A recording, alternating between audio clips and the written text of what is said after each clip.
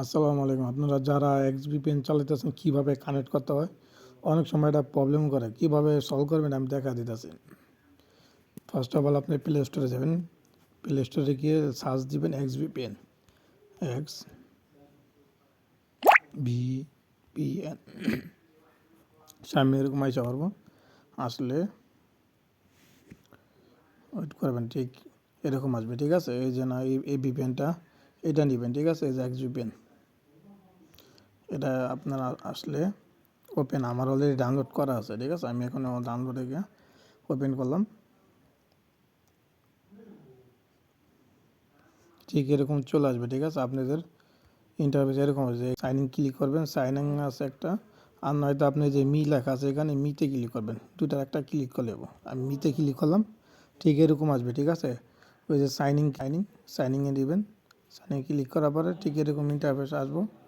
একটা আছে সাইনিং লেখা, আর একটা আছে সাইন আপে ক্লিক করবেন না। ঠিক আছে, করবেন সাইনিংয়ে ক্লিক করার পর এখানে আমি যে ইউজার নেম পাসওয়ার্ডটা যে দিব আর কি, জিমেল, ওইটা এখানে বসাবেন। ঠিক আছে, এই যেমন আমি এখানে বসা দিলাম, বসানোর পরে তখন আপনি সাইনিংয়ে ক্লিক করবেন। ঠিক আছে, সাইনিংয়ে ক্লিক করলে ঠিক এরকম আসবে যে এখন অলরেডি এক্সিট হয়ে গেছে। ঠিক আছে, এই যে আমি আপনি এখন এই ফার্স্ট সার্ভার এটা চলবে না। ঠিক আছে, এটা কি করবেন, এখানে ক্লিক করবেন, ক্লিক করে এই যে অল লেখা আছে। ঠিক আছে, এই যে হলে ক্লিক করবেন। এই যে আমি হলে ক্লিক করলাম, হলে ক্লিক করার পরে প্রথম ফার্স্ট সার্ভার এটা চেক করবেন যে হয় কি না।